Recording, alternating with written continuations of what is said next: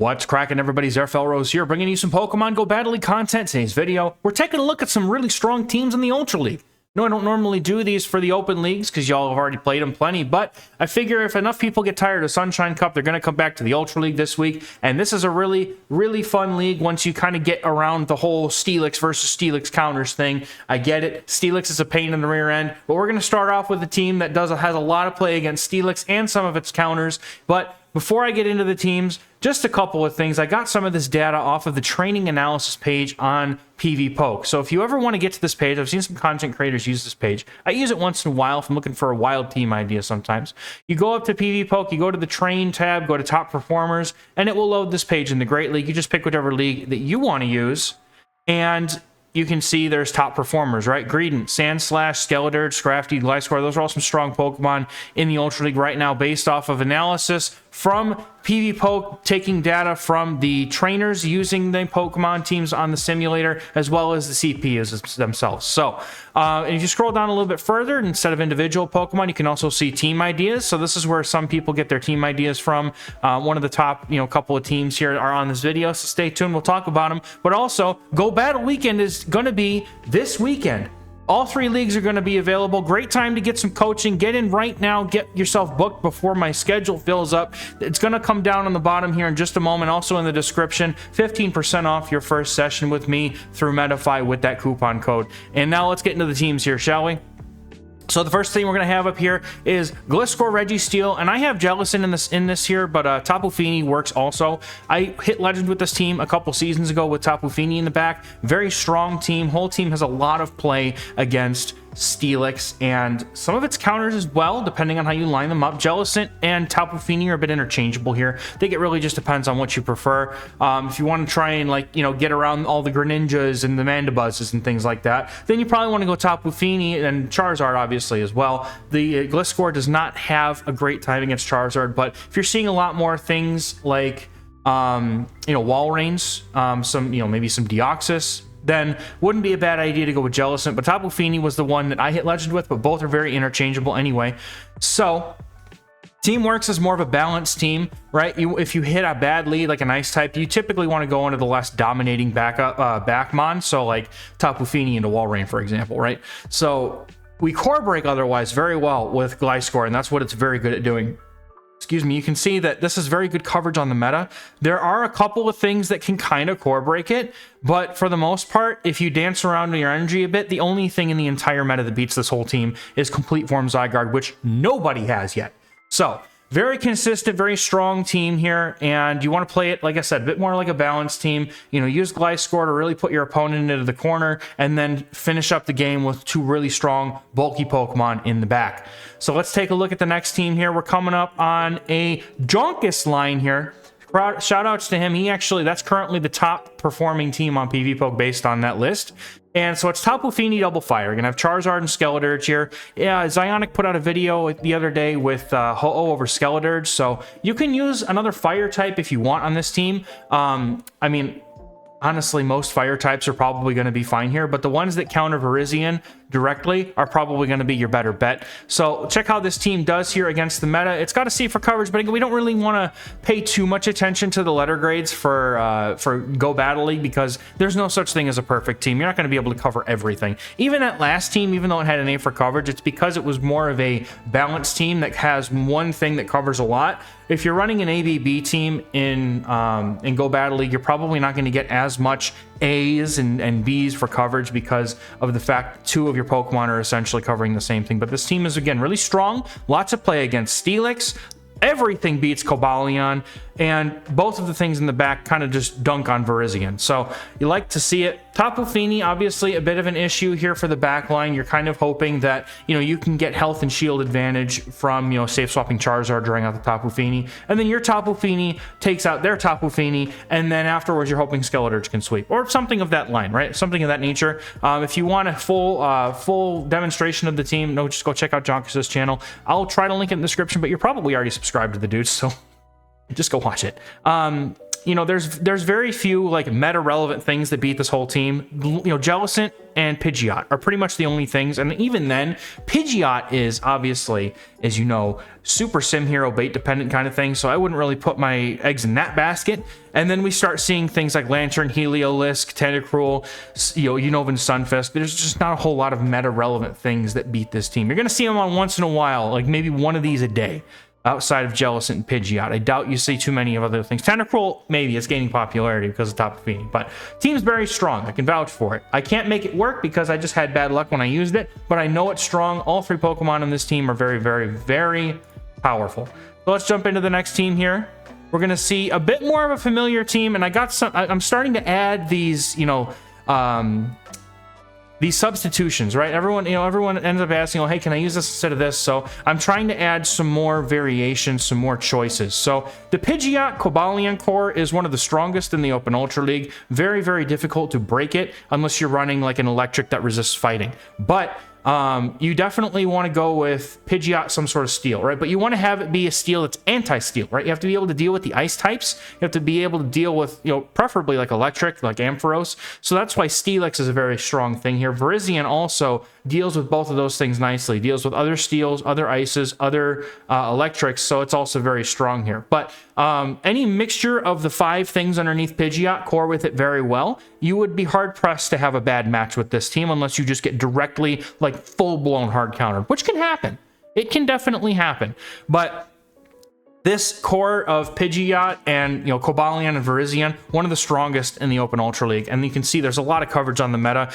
Once again, this is one of those teams where the only thing that beats the whole team on paper is Zygarde, which again nobody has yet. So as long as you can outpace the lead to the Feather Dance, you're already in a good spot. And then you have 2 very, very strong spammy fighters in the back if you're using the Swords of Justice. Otherwise, you can debuff things with Steelix, get the farm downs, or you can use Registeel, get shield advantage with the Zap Cannons, or you can even use G-Fisk if you've got one. I would probably look to Best Buddy the Pidgeot to guarantee that CMP, but if you don't have a Best Buddy Pidgeot and you have the Best Buddy G-Fisk, then that would be where I would put just one of those 2. You probably have both of them Best Buddy able because, after the grind that it took to get there, you probably have them Best Buddied anyway. But I think that any of these things are going to work on this team, honestly. So this is a team that we've featured on the channel before in Pidgeot with Cobalion and Virizion, so we can go back and check that out. And then other content creators have definitely featured plenty of variations of this team. I think Purple Kyogre has as well. So plenty of footage out there on the interwebs for you to use for a team like this. So let's get into the next team here because this is another one that I really like.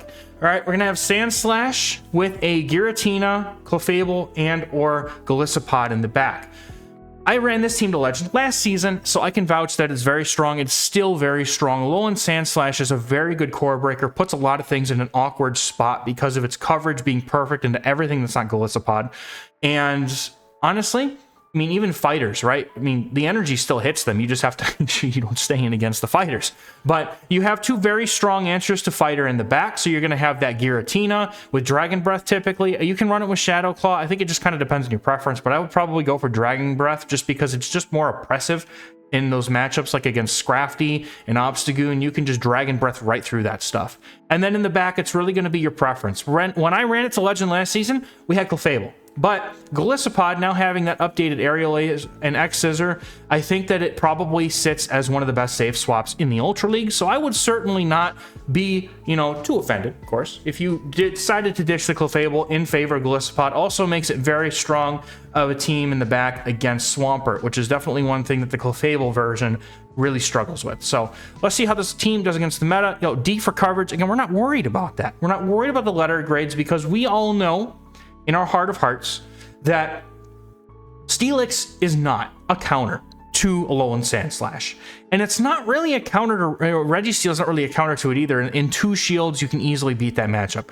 Now, Greedent, okay. It's kind of sus, right? Greedent does core break this team quite a little bit.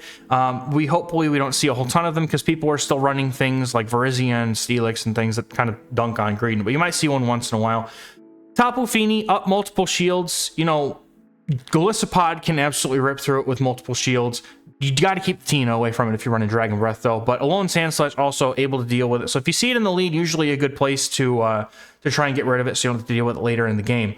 Double, one of those things that is kind of core breaky, but you're probably not going to see a whole ton of them. And then, you know, from there, there's not really a whole lot of other things that you're going to see in the meta, right? That's really it.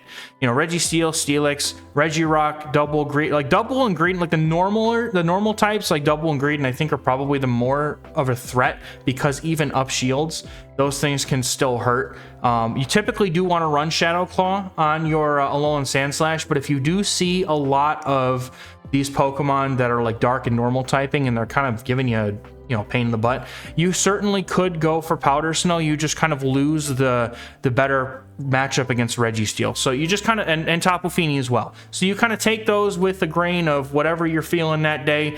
I think that Shadow Claw overall is going to be more consistent, however.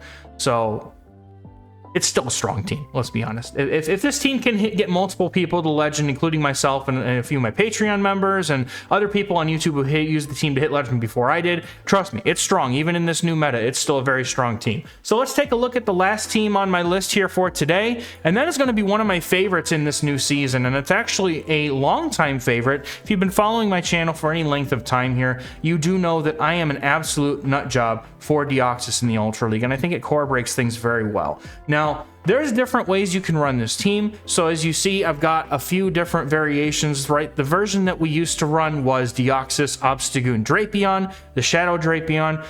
Once Cobalion came into the meta, it kind of made that Drapion safe switch really fizzle out, not really be usable. So in this newest season, I don't mind subbing out one of them for Mandibuzz, because Mandibuzz with the updated Aerial Ace is extremely consistent, very strong, very spammy, very bulky. And Steelix, I think, makes this team shine now, because the fact that Steelix can just draw out a fighter, debuff it, or just go for an Earthquake and force a shield or anything like that, I think is a very, very strong thing that you can do. And Obstagoon, honestly, yes, okay, kind of weak to fighters, kind of weak, you know, really weak to fighters, really weak to Charm, but I've seen this Obstagoon handle things like Charizard up just one shield. So I absolutely know that Obstagoon with Obstruct is going to be the way to go here. You definitely like Obstruct. I don't really like Cross Chop in this Open Ultra League just because, you know, it already has counter. So let's just use the sweeping power of Obstruct instead. That's my personal preference. And if you're going to run the team that I'm running, right, I personally will run Deoxys with Thunderbolt or Rock Slide, depending on what I'm seeing. Rock Slide seems to be better if you're seeing a lot more Charizards, things like Galvantula, Golisopod as well, because it's cheaper, it's quicker to get to the move. But if you're seeing a lot of Topofini, right, and you're not running Drapion, you're running like Steelix and either Mandibuzz or Obstagoon, then maybe Thunderbolt's the way to go. So let's check this team here. B for coverage. So we're doing pretty solid here. Registeel is a little bit sus for this team if you're not running Thunderbolt on Deoxys. It can be done, right? But like it's a really painful experience. Registeel does need to be shields down against Obstagoon, for example, in order for Obstagoon to have a chance in that matchup with Obstruct. Deoxys really wants Thunderbolt for that matchup because doing resisted damage is just painful. But this is a very technical team. This is one of those teams that's like has a bit of a skill like floor, but like the skill ceiling is enormous. So if you have this team and you want to take the time to learn it, you know, it's one of those things that I can really help you with the coaching. I already mentioned it, so I'm not going to go into depth about it too much. Just check me out on Metafy or on Patreon if you're interested in getting coaching or just gameplay tips from myself. But this is a very technical team, very good if you're really good with dancing around, energy management, finding win conditions. So, you know, even if it's something you're working on, I feel like this team has a very, very high reward kind of thing. I actually ran this team for just a set the other day. I won a 5-0 immediately, and it was great. And it wasn't even like it was handed to me. It was actually like one of those 5-0s that you had to work for, but it was still good. Anyway, so yeah, we're not doing too hot against Registeel with Rock Slide, but with Thunderbolt, it's much more manageable. Steelix, pain in the butt, but in multiple shield scenarios, you do much better against it, right? Steelix, if we put Obstagoon on here, it's fine.